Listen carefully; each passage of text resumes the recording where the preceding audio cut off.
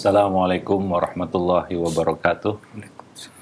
Alhamdulillah, nahmaduhu wa nasta'inuhu wa nastaghfiruh wa na'udzubillahi min syururi anfusina wa sayyiati a'malina may yahdihillahu fala mudhillalah wa may yudlil fala hadiyalah. Asyhadu an la ilaha illallah wahdahu la syarikalah wa asyhadu anna Muhammadan abduhu wa rasuluh.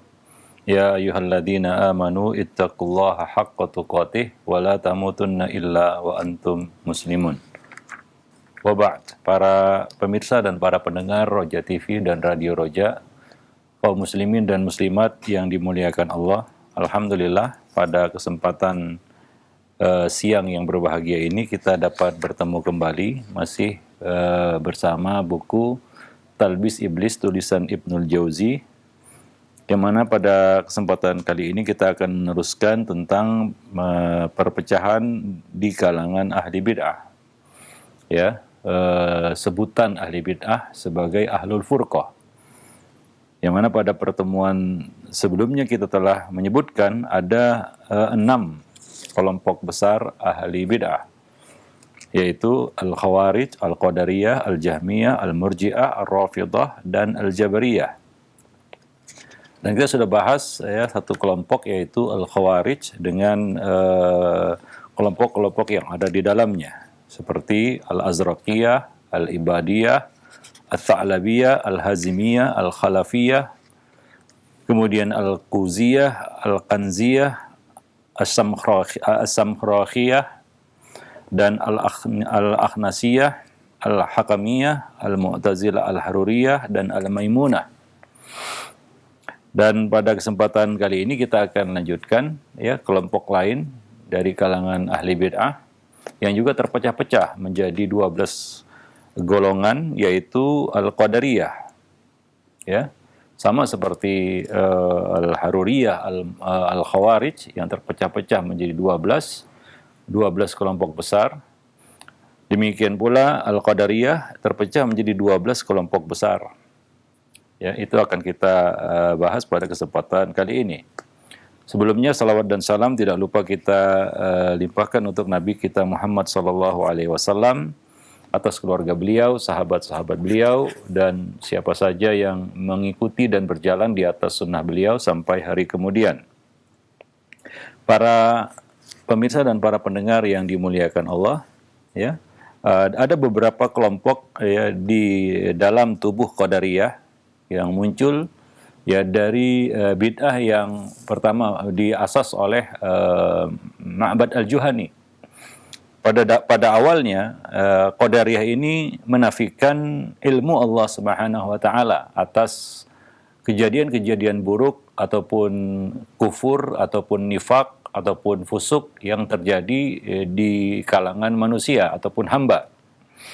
Menurut mereka, menurut Ma'bad al-Juhani, bahwa al-amru unuf, bahwa Allah tidak tahu dan baru tahu setelah itu terjadi. Tentunya ya maksudnya adalah untuk mensucikan Allah. Menurut logika mereka, itu perlu dilakukan agar Allah suci dan terlepas dari keburukan-keburukan. Bahwa keburukan itu terjadi tanpa sepengetahuan Allah Subhanahu wa taala. Ya, pada dasarnya, pada awalnya, ya Qadariyah itu muncul menafikan ilmu Allah. Kemudian beranjak, ya begitulah sifat dari bid'ah, akan terus berkembang dan berkembang, ya, dan akan menjurus kepada perkara yang lebih buruk daripada sebelumnya. Ya, muncullah di kalangan mereka orang-orang yang mengingkari kehendak Allah, ya, bahwa Allah Subhanahu wa taala bukan hanya tidak mengetahuinya, namun juga Allah Subhanahu wa taala tidak menghendakinya. Ya, ini adalah pendapat Amr bin Ubaid, ya, salah seorang tokoh Mu'tazilah juga. Ya, dia berpendapat bahwa Allah Subhanahu wa taala tidak menghendaki ya itu terjadi, tapi itu terjadi. Ya, maka ya kelompok ini naik satu tingkat lebih buruk daripada sebelumnya, yaitu mereka menafikan kehendak Allah Subhanahu wa taala. Bukan hanya ilmu Allah Subhanahu wa taala, tapi juga kehendak Allah Subhanahu wa taala, bahwa Allah tidak menghendaki keburukan itu terjadi bukan atas kehendak Allah. Yaitu terjadi bukan atas kehendak Allah, walaupun Allah menciptakannya. Ya. Karena sebagian Mu'tazilah, Qadariyah, mereka meyakini bahwa Allah menciptakan keburukan, tapi Allah tidak menghendakinya. Ya, kelompok al-awwalun di antara mereka, kelompok-kelompok awal di antara mereka mengatakan Allah menghendakinya, tapi Allah tidak mengetahuinya. Itu terjadi atas kehendak Allah, tapi Allah Subhanahu wa taala tidak mengetahui hal itu terjadi. Nah, muncullah kelompok yang menafikan, ya, berkembang terus bid'ah itu ke arah yang lebih buruk hingga menafikan kehendak Allah Subhanahu wa taala. Sehingga ada kisah Amr bin Ubaid berdakwah kepada seorang kafir, ya, dia mengajak orang kafir itu masuk Islam, namun orang kafir itu menolak. Ya, maka ia berkata kepada orang itu, sesungguhnya Allah menghendaki kamu Muslim, beriman, tapi syaitanlah yang menghendaki kamu kafir. Maka orang ini berkata, kalau begitu aku mengikuti syaitan, aku menyembah syaitan saja. Karena terbukti syaitan lebih kuat dari Allah. Allah menghendaki aku beriman, syaitan menghendaki aku kafir. Yang terjadi adalah aku kafir. Maka sungguh kuat syaitan ini dapat mengalahkan kehendak Allah Subhanahu wa taala. Demikian pula ketika ada seorang Arab Badui yang minta kepadanya untuk berdoa, ya karena dia kehilangan unta, dia minta doa kepada Amr bin Ubaid. Maka Amr bin Ubaid pun berdoa, ya Allah, sebagaimana engkau tidak menghendaki ontanya dicuri, namun dicuri maka kembalikanlah onta itu kepadanya. Maka Arab Badui tadi dengan fitrahnya yang masih lurus, masih lempeng, masih waras, dia berkata, kalau begitu aku tidak membutuhkan doamu. Aku khawatir Allah menghendaki ontaku kembali, tapi ternyata tidak kembali. Yang terjadi bukan kehendak Allah, tapi kehendak yang lain. Maka terdiamlah Amr bin Ubaid. Demikianlah ya, pemikiran ini berkembang terus sehingga mereka berani menafikan kehendak Allah Subhanahu wa taala. Nah, kemudian berkembang lebih buruk lagi hingga mereka menafikan bahwa keburukan itu bukan ciptaan Allah. Ya, ini adalah Gulatul Qadariyah yang menetapkan adanya dua pencipta, bahwa yang menciptakan keburukan itu bukan Allah. Kalaulah bukan Allah yang menciptakannya, apalagi mengetahui dan menghendakinya, ya, ada pencipta lain ya bagi keburukan itu. Mereka meyakini bahwa iblislah yang menciptakan keburukan-keburukan, Allah yang menciptakan kebaikan-kebaikan. Maka tepatlah sabda Nabi SAW bahwa Al-Qadariyatu majus hadhil ummah, bahwa Qadariyah ini adalah majusinya umat ini, yang meyakini adanya dua pencipta kebaikan, khaliqus syarr dan khaliqul khair, pencipta keburukan dan pencipta kebaikan.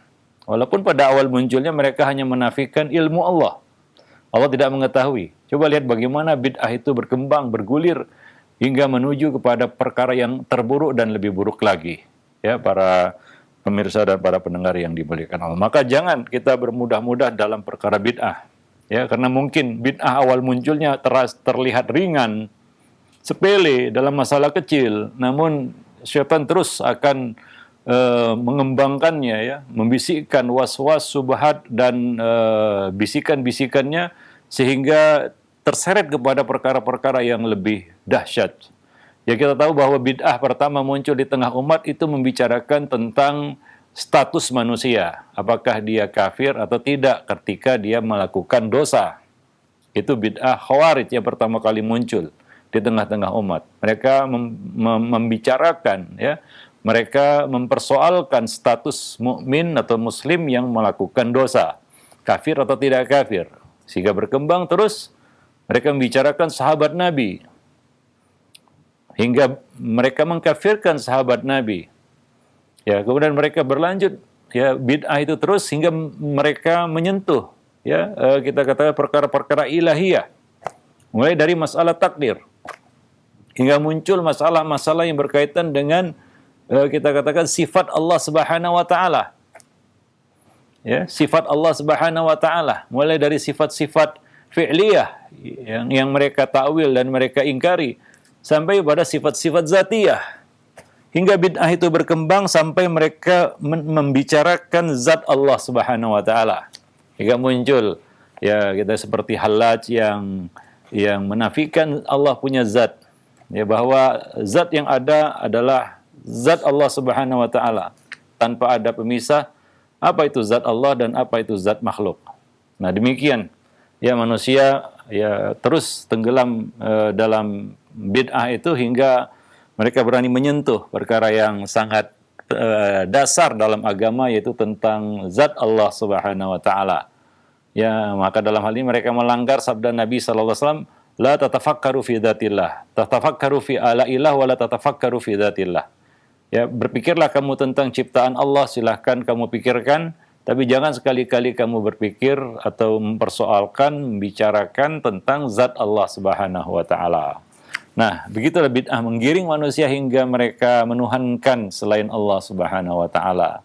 Ada yang menuhankan diri sendiri, ya, ada yang mengaku dirinya Tuhan, Tuhan itu menitis pada dirinya, bahkan ada yang berkeyakinan bahwa semua yang terlihat ini adalah hakikatnya adalah zat Allah, ya, seperti kaum Wahdatul Wujud atau Al-Hululiyah. Nah, demikian ya para pemirsa dan para pendengar kaum muslimin dan muslimat, bahaya bid'ah itu ya. Karena bid'ah ini yang telah merusak agama-agama samawi sebelumnya. Dan Nabi SAW memproteksi dengan sangat ketat, sangat keras umat ini agar tidak, ya, bid'ah itu tidak berkembang di tubuh umat ini hingga ya kita katakan dapat merusak agama yang Allah Subhanahu wa taala turunkan terakhir ya kepada umat manusia. Islam adalah agama terakhir yang Allah turunkan kepada manusia, dan Nabi kita dan Nabi terakhir yang Allah utus kepada umat manusia. Para pemirsa dan para pendengar yang dimuliakan Allah, ya. Nah, Qadariyah juga demikian, ya, perkembangan bid'ah yang terjadi di dalam tubuh mereka. Nah, awalnya mungkin perkara yang ringan, yaitu tentang ilmu Allah, hingga akhirnya mereka meyakini di antara mereka, di antara pecahan kelompok-kelompok ini meyakini bahwa keburukan itu bukan ciptaan Allah. Ya, keburukan itu bukan ciptaan Allah, keburukan itu ciptaan syaitan. Iblis yang menciptakan keburukan itu, bukan Allah Subhanahu wa taala. Jadi mereka menetapkan adanya dua pencipta di alam semesta ini. Nah, tentunya ini sangat-sangat menyimpang, ya. Bahkan Ghulatul Qadariyah itu dikafirkan oleh para ulama seperti ya pengikut ya salah satu kelompok di antara mereka, ya, yang dikenal dengan sebutan An-Nadhamiyah, nisbat kepada Ibrahim bin Sayyar An-Nadham, ya, Abu Ishaq Al-Basri, yang ini ya, yang mana ini ya kita katakan pencetus, ya, pelopor kelompok An-Nadhamiyah ini, ya, sebenarnya dia ini mengikuti pendapat-pendapatnya Al-Jahm bin Safwan, ya, tokoh Jahmiyah, ya. Nah, ini dikafirkan. Adz-Dzahabi mengatakan bahwa waqad kaffarahu jama'atun minal ulama, ya. Ini orang ini telah dikafirkan oleh banyak ulama, ya, karena pemikiran yang sangat-sangat ya bertentangan dengan perkara asasi di dalam agama Islam. Ya, wallahu a'lam bissawab. Baik, yang pertama adalah Al-Ahmadiyah. Ada yang menyebut Al-Ahmariyah. Al-Ahmadiyah atau Al-Ahmariyah. Ya, mereka meyakini, ya, kelompok ini mengatakan, ya, bahwa syarat keadilan Allah adalah apabila Allah menyerahkan segala urusan hamba-hambanya kepada mereka dan Allah mencegah mereka dari maksiat kepadanya. Kalau tidak, maka artinya Allah tidak adil. Ya, itu tidak sesuai dengan keadilan Allah Subhanahu wa taala. Nah, dengan keyakinan ini, ya, mereka meyakini, ya, bahwa maksiat yang terjadi itu bukan atas kehendak Allah Subhanahu wa taala. Ya, demi keadilan Allah, maka kemaksiatan itu terjadi bukan atas kehendak Allah Subhanahu wa taala. Karena syarat Allah itu maha adil adalah bahwa Allah harus mencegah, ya, hamba-hambanya itu dari maksiat, ya, kepada Allah, dari perbuatan dosa atau dari keburukan-keburukan. Maka mereka disebut kelompok Al-Ahmadiyah ataupun Al-Ahmariyah, ya. Wallahu a'lam bissawab. Dan sebagian ulama, ya, menggolongkan, ya, kelompok ini kepada kaum Mu'tazilah, ya. Kita tahu bahwasanya Al-Mu'tazilah Mereka adalah kita katakan kelompok yang banyak ya mengadopsi pemikiran-pemikiran Qadariyah, Al-Qadariyah, ya. Nah, seperti Amr bin Ubaid ya, salah satu penyimpangan pada pemikiran Amr bin Ubaid adalah pada masalah takdir, seperti yang kita sebutkan bahwa dia menafikan kehendak Allah Subhanahu wa taala ya pada perkara-perkara keburukan ataupun kemaksiatan. Wallahu alam bisawab. Kemudian Ats-Tsanawiyah. Ats-Tsanawiyah pada hakikatnya ini adalah satu kelompok dari satu kelompok dari agama Majusiyah ya, Majusi. Tapi disebutkan oleh Ibnul Jauzi di dalam deretan kelompok-kelompok Qadariyah. Walaupun sebenarnya Ats-Tsanawiyah ini adalah nisbat kepada satu kelompok di kalangan Majus ya, umat Majusi. Ya. Nah, mungkin ini pecahan dari kita katakan kelompok Majusi itu. Nah, disebutkan di sini oleh Ibnul Jauzi ya.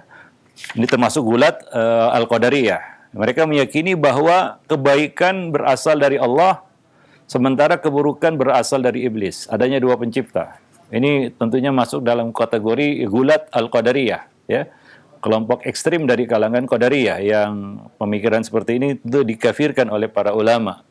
Karena konsekuensinya adalah meyakini adanya dua pencipta. Ya, bahwa Allah pencipta dan iblis juga kuasa untuk mencipta, ya, menciptakan keburukan-keburukan. Oleh karena itu kelompok ini dikenal ya masuk dalam kategori ataupun kalangan golongan Majusi, ya, golongan Majusi. Ya, wallahu a'lam bissawab. Nah, kemudian berikutnya adalah Al-Mu'tazilah Al-Qadariyah. Seperti yang kita sebutkan tadi, Mu'tazilah ini ada di mana-mana ya. Ada Haruriyah Mu'tazilah seperti yang kita bahas sebelumnya. Nah, di sini Al-Mu'tazilah Qadariyah ya. Nah, I'tizal ini adalah kelompok yang ya dasarnya mereka mengagungkan dan mendewakan akal. Ya, di dalam beragama. Agama harus sesuatu yang masuk dan diterima oleh akal sehat, akal logika mereka tentunya. Ya. Hingga mereka ini ada di mana-mana, ada yang masuk pemikirannya yang masuk kepada Khawarij ataupun Haruriyah, ada yang masuk dalam kalangan Qadariyah. Ya, nah di sini mereka juga ya banyak ya meyakini keyakinan Qadariyah. Hingga di kalangan mereka ada yang disebut Mu'tazilah Qadariyah. Ya. Ya, mereka berpendapat bahwa Al-Qur'an adalah makhluk. Ini adalah pendapat yang sangat populer dari kalangan Mu'tazilah. Ya, mereka yang mempelopori pendapat ini ya bahwa Al-Qur'an adalah makhluk. Ya, bukan kalamullah. Ya, tapi mereka meyakini makhluk dan mengingkari keyakinan bahwa orang-orang yang beriman akan dapat melihat Allah Subhanahu wa taala di akhirat kelak, yaitu mengingkari ru'yah. Ya, perkara yang disepakati oleh Ahlussunnah wal Jamaah bahwa bahwa kaum mukminin, orang-orang yang beriman akan melihat Allah Subhanahu wa taala pada hari kiamat nanti di surga, ya. Mereka akan melihat Allah tanpa ada ya sesuatu yang menghalangi, ya. Tidak ada sesuatu yang menghalangi ya antara mereka dengan Allah Subhanahu wa taala. Nah, berdasarkan hadis-hadis yang sangat banyak, bahkan dikategorikan oleh para ulama sebagai mutawatir maknawi, ya, saking banyaknya hadis-hadis yang menjelaskan tentang orang-orang yang beriman yang akan melihat Allah Subhanahu wa taala nanti di surga. Nah, ini diingkari oleh Al-Mu'tazilah, ya. Tentunya dasar mereka adalah ini sesuatu yang tidak dapat diterima oleh logika. Karena sesuatu yang ditangkap oleh panca indera berarti itu sesuatu yang masuk dalam ruang dan masa, kata mereka. Sehingga ini mustahil bagi Allah Subhanahu wa taala ya untuk dapat dilihat oleh mata kepala manusia. Ya, tentunya mereka tidak membedakan di sini ya antara melihat Allah di dunia dan melihat Allah di surga. Ya, tentunya Ahlus Sunnah wal Jamaah ya menafikan bahwa Allah dapat terlihat di dunia dan tidak akan mungkin dapat terlihat di dunia. Ya, seperti kisah Nabi Musa yang meminta agar dapat melihat Allah Subhanahu wa taala, ternyata ya itu tidak mampu ya untuk dilakukan oleh manusia. Hingga Nabi mengatakan innakum lan taraw rabbakum hatta tamutu. kamu tidak akan dapat melihat Rabb kamu hingga kamu mati. Dan dari hadis tersebut ya, dapat kita pahami bahwa Allah dapat dilihat. Ya, Allah Subhanahu wa taala dapat dilihat nanti di akhirat setelah kita mati, ya. Karena kita sudah berpindah alam yang lain, alam yang tidak sama seperti alam dunia ini, ya. Nah, demikian. Maka itu bukanlah suatu perkara yang mustahil. Karena banyak perkara-perkara di akhirat kelak yang kalau kita pakai hukum dunia itu tidak mungkin. Ya, tapi lain ceritanya, lain hakikatnya di akhirat. Seperti manusia dikumpulkan dan mereka akan berkeringat dan tenggelam dengan keringat mereka, padahal mereka berdampingan satu sama lainnya, tapi berbeda-beda. Ada yang tenggelam sampai sedada, ada yang sampai seleher, ya. Padahal mereka berdekatan satu sama lainnya. Nah, tentunya hukum akhirat berbeda dengan hukum dunia. Nah, itu salah satu kelompok dari kalangan Al-Qadariyah, yaitu Mu'tazilah Qadariyah. Kemudian Al-Kaisaniyah. Mereka adalah orang-orang yang mengatakan ini adalah nisbat kepada Al-Mukhtar bin Abi Ubaid, ya. Al-Mukhtar bin Abi Ubaid. Mereka disebut Al-Kaisaniyah. Mereka mengatakan, mereka berpendapat ya, bahwa kami tidak mengetahui apakah perbuatan seorang hamba itu dari Allah atau dari hamba itu sendiri. Dan mereka mengatakan kami tidak mengetahui pula apakah sesudah mati nanti manusia akan diberi pahala atau diberi siksa. Jika menimbulkan keraguan, ya. Mereka tidak dapat menentukan bahwasanya, ya, mereka tidak menentukan ya bahwasanya perbuatan hamba itu dari Allah atau dari hamba itu sendiri. Ya, padahal di Al-Qur'an Allah Subhanahu wa taala secara tegas mengatakan wallahu khalaqakum wa ma ta'malun.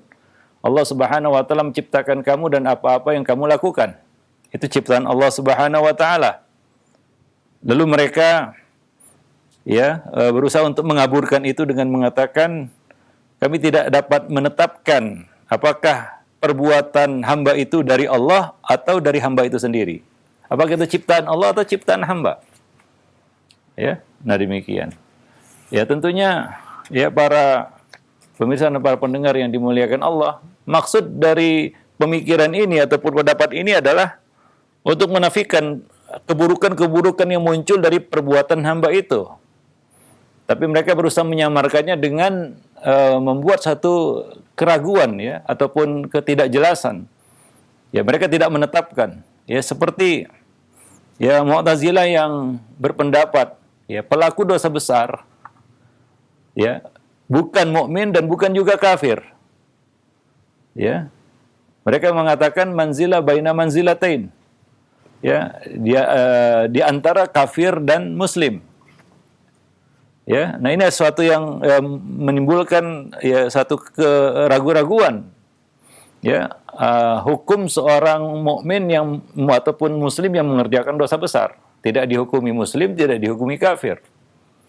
Ya, sementara kita tahu bahwa status itu muslim atau non muslim. Ya, nah demikian. Nah, kemudian mereka mengatakan bahwa kami tidak dapat menetapkan juga apakah sudah mati manusia akan diberi pahala atau diberi siksa. Apakah nikmat dan siksa itu ada? Ini satu pemikiran yang muncul di kalangan mereka. Nah, kemudian yang kelima ada kelompok yang bernama Syaitaniyah. Asy-Syaitaniyah. Ya. Mereka yang mengatakan bahwa Allah tidak menciptakan syaitan. Sesungguhnya Allah tidak menciptakan syaitan. Innallaha lam yakhluq syaitan.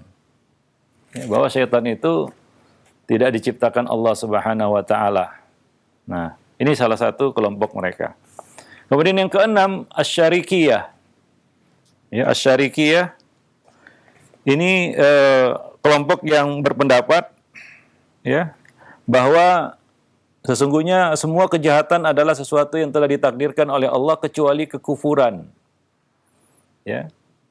Kejahatan, ya, kita tahu bahwa ada di antara kelompok Qadariyah ini menafikan keburukan semuanya itu bukan dari Allah. Ya, semua keburukan itu bukan dari Allah. Allah tidak tahu atau Allah tidak menghendaki atau Allah tidak menciptakannya?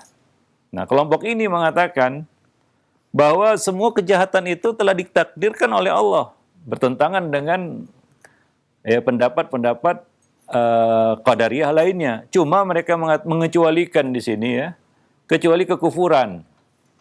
Ya, dari semua keburukan itu yang tidak ditakdirkan Allah adalah kekufuran. Ya, kekufuran itu tidak ditakdirkan Allah. Ya, tidak dikehendaki Allah, tidak diketahui Allah, tidak diciptakan Allah. Ya, adapun yang lainnya itu ditakdirkan Allah Subhanahu wa taala. Mereka disebut syarikiyah. Ya. Nah, kemudian di antara mereka ada yang disebut ataupun kelompok yang bernama Al-Wahmiyah. Al-Wahmiyah. Mereka mengatakan bahwa segala perbuatan dan perkataan makhluk tidak memiliki zat. Ya, dan ini sebagaimana kebaikan dan keburukan. Kebaikan dan keburukan tidak memiliki zat. Ya, jadi tidak ada penimbangan kebaikan dan keburukan. Mizan itu tidak ada. Karena dia tidak punya zat untuk ditimbang dan dihitung. Ya, nah demikian. Kemudian di antara mereka ada kelompok yang bernama Ar-Rawandiyah. Ini nisbat kepada Abul Husain Ahmad bin Yahya bin Ishaq Ar-Rawandi. Dia sebenarnya salah seorang imam ataupun pemimpin ataupun tokoh Mu'tazilah, ya. Kemudian memisahkan diri dari mereka dan menyerang madhab Mu'tazilah, kemudian menjadi zindik, ya. Dan muncul dengan pendapat baru di kalangan kelompok ini, yaitu mengangkat Al-Abbas bin Abdul Muttalib ya sebagai imam mereka. Maka An-Nubakhti menyebut mereka ini sebagai Syiah Al-Abbasiyah.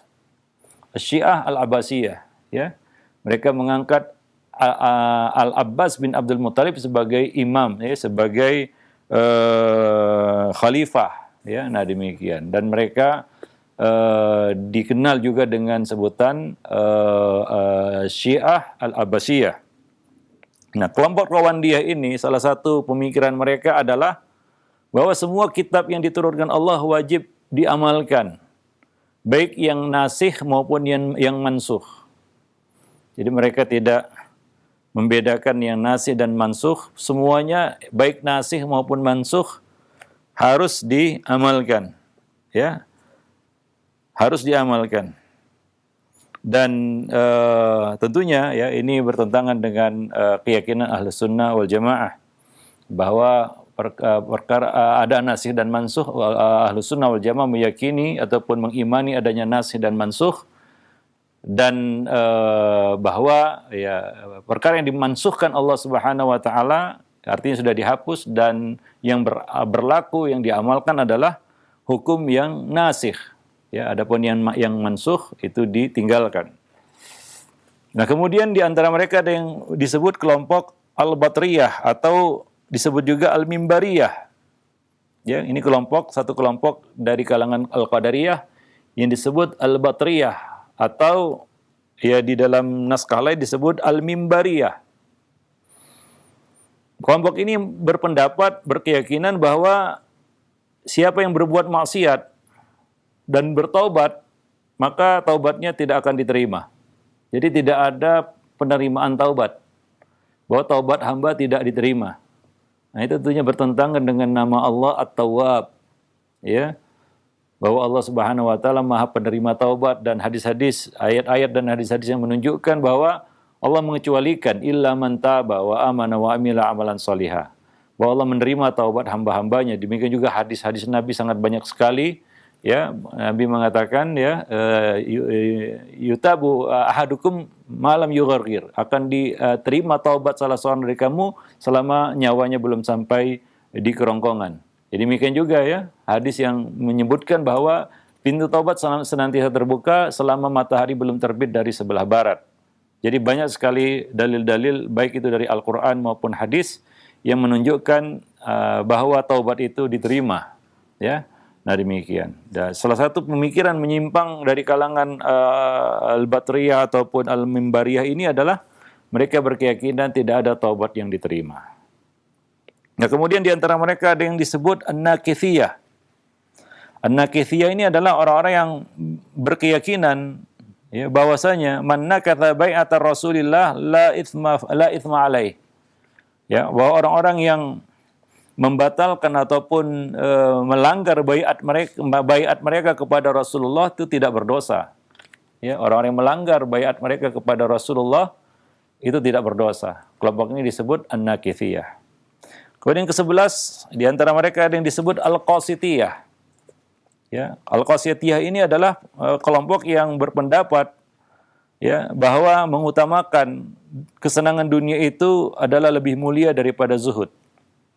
Ya, bahwa ya mengutamakan dunia itu lebih baik ataupun lebih utama daripada bersikap zuhud ataupun dari sifat zuhud. Ya, nah demikian. Wallahu a'lam bishawab. Nah, kemudian terakhir, ini kelompok yang ya paling ekstrim dari kalangan Qadariyah, yaitu An-Nadzamiyah. Mereka adalah pengikut Ibrahim bin Sayyar An-Nazzam. Ya, mereka salah satu banyak pendapat dari kelompok An-Nazamiyah ini ya. Tapi yang paling ya kita katakan jelas kekufurannya ya, bahwa mereka mengatakan barang siapa yang berkeyakinan bahwa Allah adalah sesuatu maka dia telah kafir. Ini salah satu pendapat mereka. Maka Allah tidak boleh disebut sesuatu. Nah, ini bertentangan dengan tentunya pendapat Ahlus Sunnah wal Jamaah. Ya, bahwa Ahlus Sunnah wal Jamaah ya berkeyakinan ataupun berpendapat ya bahwa Allah itu adalah sesuatu, syai'un, ya. Berbeda dengan kelompok Nazamiyah ini, mereka menafikan ya bahwa Allah itu syai'un, dan mereka bahkan ya berpendapat barang siapa yang meyakini bahwa Allah itu syai'un maka dia kafir.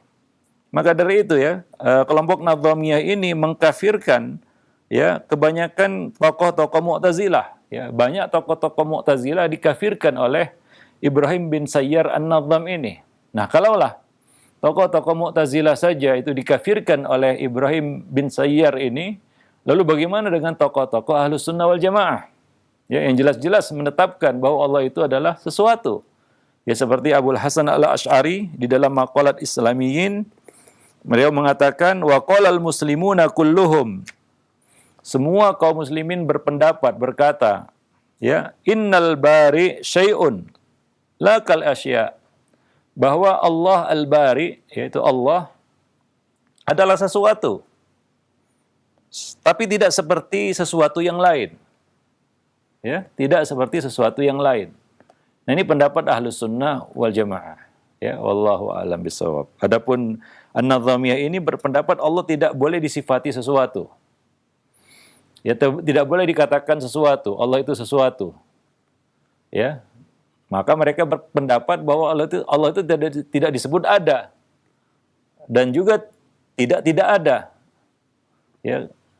Karena ada itu adalah sifat makhluk, sesuatu itu adalah sifat makhluk. Maka tidak boleh menetapkan bagi Allah sifat wujud, ada, ataupun syai'un, sesuatu. Dan lebih ekstrim lagi, mereka mengkafirkan orang-orang yang mengatakan Allah itu sesuatu. Nah, maka ya sebagai konsekuensinya mereka mengkafirkan banyak dari tokoh-tokoh Mu'tazilah. Ya, lebih-lebih lagi ya kita katakan ulama-ulama Ahlus Sunnah wal Jamaah. Ya, di antara pendapat mereka juga adalah bahwa Allah Subhanahu wa taala tidak kuasa. Ya, Allah la yaqdir ayyaf'ala bi ibadi khilaf ma fihi salahahum. Allah tidak kuasa untuk menetapkan sesuatu yang tidak maslahat bagi hambanya.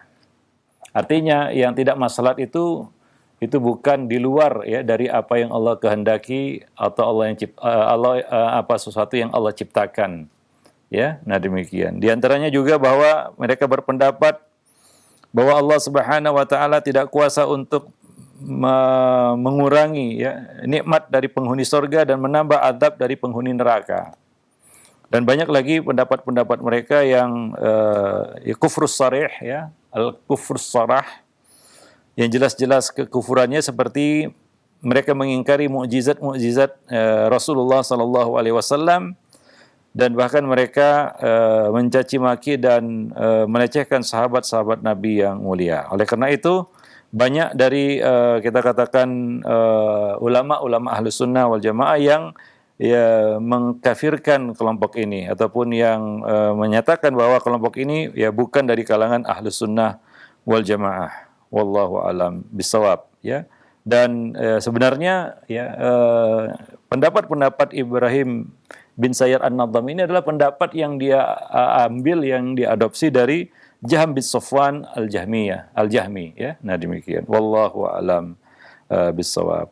Baik. Nah, itu beberapa kelompok yang ada, 12 kelompok yang ada di kalangan Qadariyah, ya. Pecahan-pecahan yang ada di dalam kelompok Qadariyah ini. Dan tentunya banyak lagi ya pecahan-pecahan lainnya di kalangan mereka.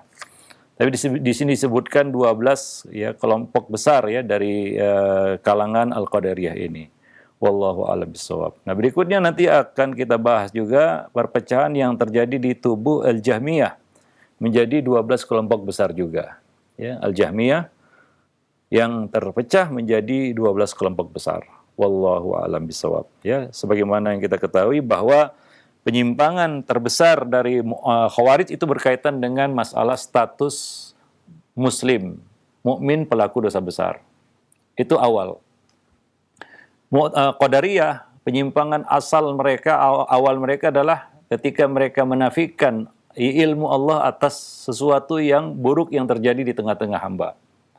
Nah, Jahmiyah nanti ya kita dapat lihat dari kelompok ini bahwa penyimpangan awal mereka adalah ketika mereka mulai merambah hal-hal yang berkaitan dengan sifat-sifat Allah Subhanahu wa taala. Ya, sifat-sifat Allah Subhanahu wa taala. Ini penyimpangan asal, penyimpangan awal dari kelompok Al-Jahmiyah. Ya, nah demikian. Dari situ akan muncul pendapat-pendapat yang banyak sekali tentang sifat-sifat Allah Subhanahu wa taala. Wallahu alam bisawab. Jadi setiap kelompok bid'ah ini ada ya kita katakan usul bid'ah mereka. Ya, usul bid'ah Khawarij adalah pengkafiran pelaku dosa besar.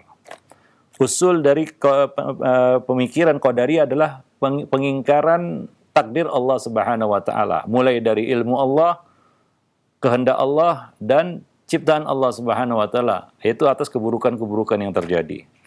Ya, Al-Jahmiyah usul dari bid'ah mereka adalah menafikan sifat-sifat Allah Subhanahu wa taala. Ya, nah demikian. Nanti akan kita bahas ya. Nah, seperti misalnya Al-Murji'ah, ya usul bid'ah mereka adalah ya di dalam masalah iman, ya.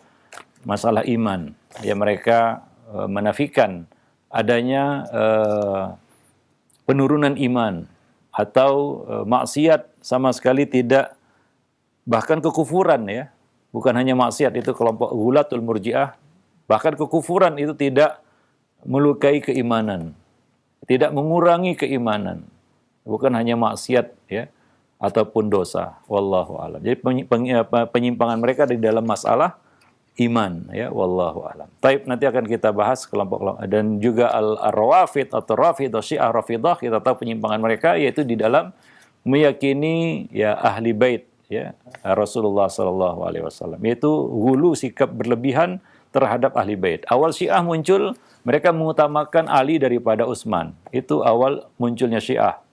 Maka dikatakan mereka yatasayya, yaitu mereka cenderung condong kepada Ali, ya lebih mendahulukan Ali daripada Utsman. Dan itu bid'ah terus bergulir hingga mereka ya memiliki sikap berlebihan terhadap ahli bait, terutama Ali bin Abi Thalib, hingga ada di antara mereka yang menuhankan Ali bin Abi Thalib, ya, memberikan sifat-sifat ilahiyah kepada Ali bin Abi Thalib. Nah, kemudian berkembang terus hingga mereka meyakini adanya imam 12 dan lain sebagainya. Ya, hingga mereka ya dikenal dengan banyak sebutan ya, seperti yang akan kita sebutkan nanti.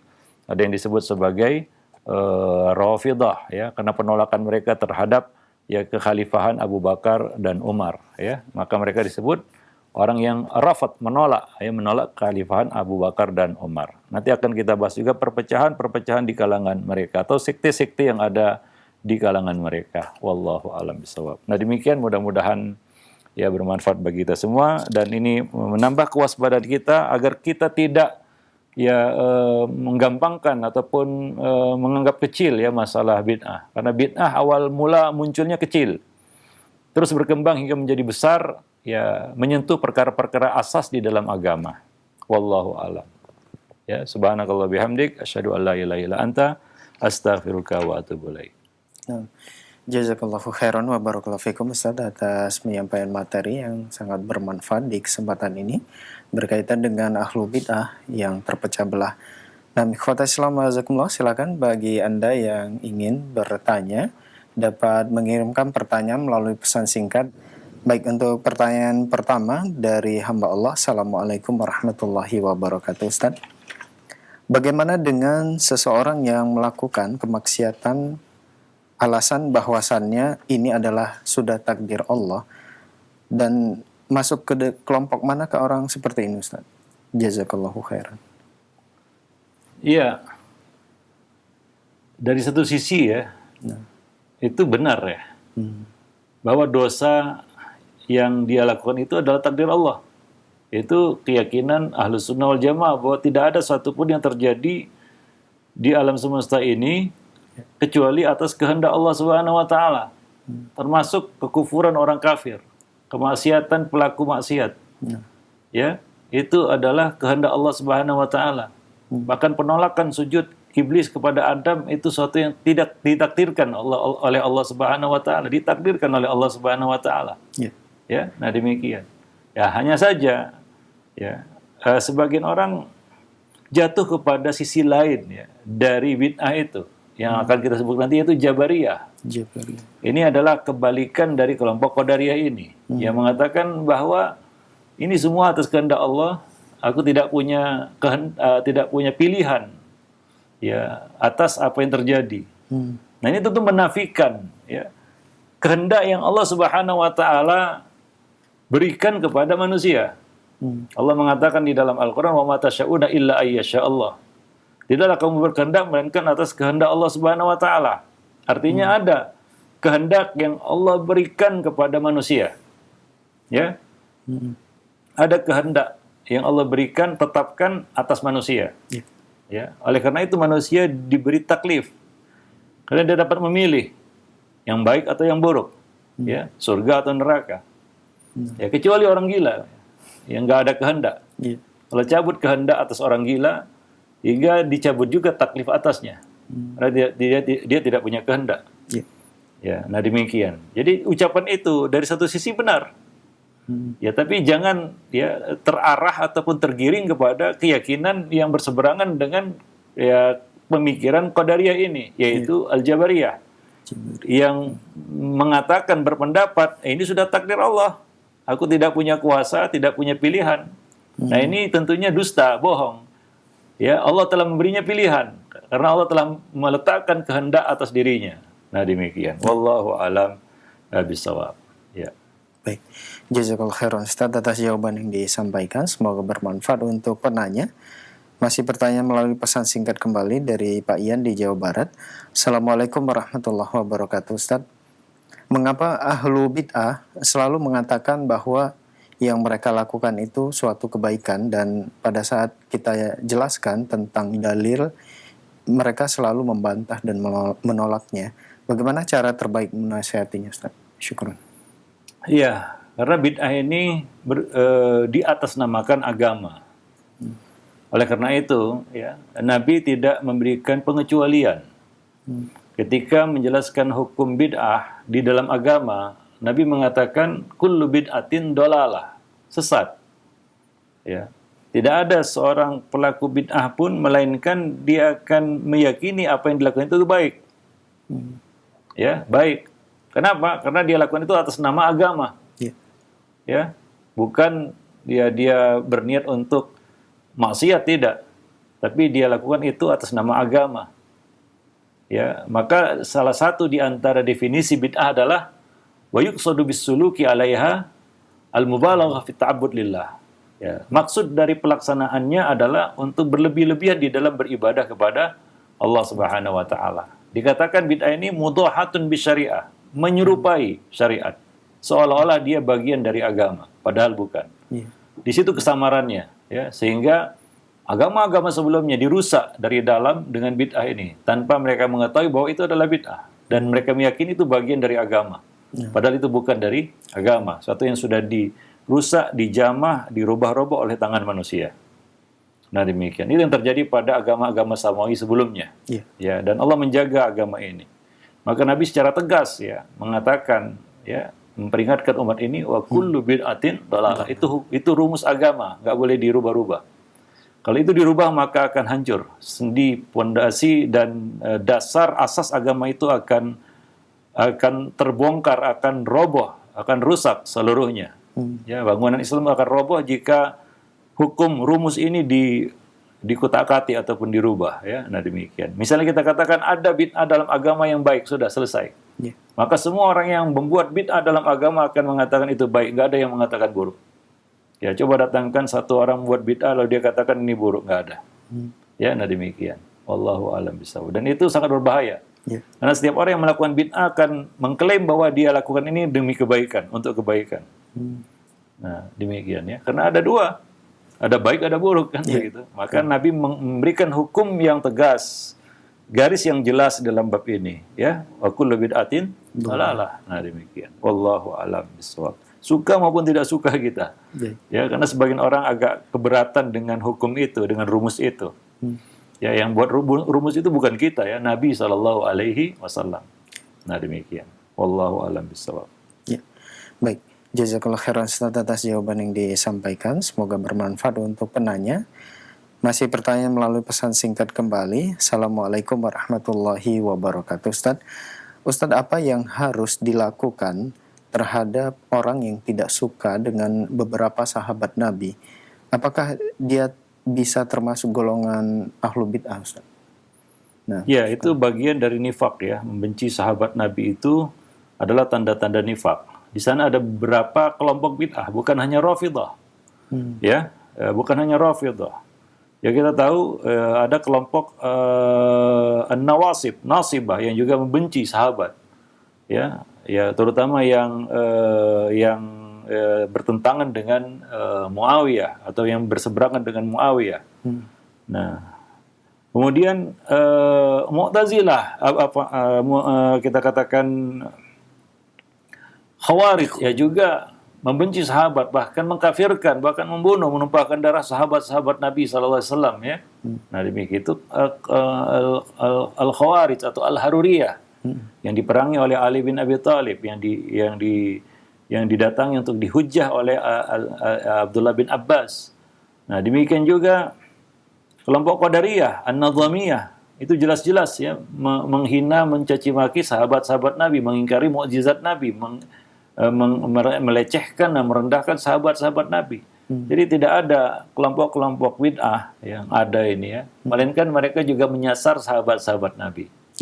Ya, karena mereka tahu bahwa yang menyampaikan ya, perantara antara kita, penghubung jembatan antara kita dan Nabi adalah sahabat Nabi. Ya, jembatan yang menghubungkan kita dengan Nabi itu adalah sahabat Nabi. Maka salah satu yang disasar oleh semua kelompok bid'ah adalah sahabat Nabi. Maka ya, para ulama seperti Nu'aim bin Hammad mengatakan barang siapa yang ya mento'an ya, mencela, merendahkan sahabat-sahabat Nabi, maka ketahuilah bahwa dia adalah zindik. Ya, nah demikian. Dia adalah zindik. Wallahu a'lam bishawab. Karena semua kelompok bid'ah itu menyasar sahabat-sahabat Rasulullah Sallallahu Alaihi Wasallam. Ya, nah demikian. Terlebih lagi ya Rafidhah ya. Nah, yang sampai mengkafirkan sahabat-sahabat Nabi. Walaupun bukan hanya Rafidhah yang mengkafirkan sahabat Nabi, Mu'tazilah, kita katakan Al-Khawarij, Al-Haruriyah juga di antara mereka ada yang berkeyakinan takfirnya ataupun kafirnya sahabat-sahabat Nabi Sallallahu Alaihi Wasallam. Wallahu a'lam bishawab. Baik. Jazakallah khairan Ustaz atas jawaban yang disampaikan. Semoga bermanfaat untuk penanya. Masih pertanyaan melalui pesan singkat kembali dari hamba Allah. Assalamualaikum Ustaz. Benarkah mengirimkan doa untuk orang yang telah meninggal itu termasuk bid'ah? Syukran. Mendoakan orang yang wafat itu termasuk salah satu yang dianjurkan dalam agama ya. Sampaikan doa kita, mudah-mudahan sampai begitu. Ya. Kita kaum mukminin ya, yang Allah perintahkan di dalam Al-Quran adalah mendoakan orang-orang yang telah lebih dulu ya berpulang ataupun ya wafat di antara kita, begitu mendoakan. Ya, doa orang yang hidup kepada orang yang mati itu bermanfaat. Ya, itu bermanfaat. Nah, demikian. Ya, wallahu alam bisawab. Hanya saja mungkin cara mendoakannya kan begitu ya. Ada beberapa hal yang mungkin kita perlu tahu bagaimana Nabi mendoakan ya orang-orang yang sudah mati kan begitu ya. Nah, apakah kita katakan perlu ya misalnya bersafar untuk mendatangi kuburnya kan begitu apa? Hanya cukup mendoakannya dari jauh kan begitu ya. Nah, ini yang perlu diperhatikan. Mungkin ya, nah demikian. Karena ada sebagian yang sampai kepada hulu kepada kubur ya, karena alasannya mendoakan orang yang sudah mati. Nah ini tentu salah caranya. Tapi mendoakan orang yang sudah mati itu adalah sesuatu yang dianjurkan di dalam agama, kan? Mendoakan apalagi orang tua kita, guru-guru kita ya. Nah demikian. Cuma tidak boleh itu mengarah kepada hal yang salah ya, misalnya ya pengagungan kubur dengan maksud mendoakan orang yang ada di dalam kubur itu karena beribadah, ya sholat ataupun melakukan ritual-ritual tertentu di kubur orang yang sudah mati itu. Nah demikian. Itu mungkin yang perlu diluruskan ya dari masalah ini. Wallahu alam bissawab. Baik. Nah, demikian. Syukran Ustaz atas jawaban yang disampaikan, dan itu merupakan pertanyaan kita terakhir di kesempatan ini. Mungkin ada sebagai ikhtitam atau penutup. Tafadhol Ustaz. Ya, alhamdulillah ya pada kesempatan kali ini kita sudah membahas dua kelompok bid'ah, yaitu Al-Khawarij dan Al-Qadariyah, dan kita dapat mengenali ya dari kelompok-kelompok ini ya bagaimana ya kita katakan setiap kelompok itu ada ya kita katakan pemikiran-pemikiran yang menyimpang dari ya pemikiran ataupun dari pendirian atau manhaj ataupun sikap Ahlus Sunnah wal Jamaah. Perlu kita garis atasi di sini ya bahwa satu kelompok itu mungkin tidak semua menyelisih sunnah-sunnah Nabi ya, tapi mereka menyempal dari satu sisi dan itu cukup mereka dikatakan sebagai kelompok bid'ah. Nah demikian ya, seperti kelompok-kelompok yang ada di dalam tubuh Khawarij misalnya ya. Ya, mereka menyimpang dari satu sisi ya dari agama ya. Meskipun nanti kita dapati dari sisi yang lain mereka bersesuaian pendapatnya dengan ahlu sunnah. Tapi itu tidak menjadikan mereka ahlu sunnah ya. Nah, mereka tetap digolongkan sebagai ahli bid'ah karena penyimpangan itu berkaitan dengan usul dari agama ya. Nah, seperti yang kita sebutkan tadi, usul-usul penyimpangan dari kelompok-kelompok bid'ah ini ya. Wallahu a'lam bishawab. Subhanakallah bihamdik asyhadu an la ilaha illa anta astaghfiruka wa atubu ilaik. Assalamualaikum warahmatullahi wabarakatuh.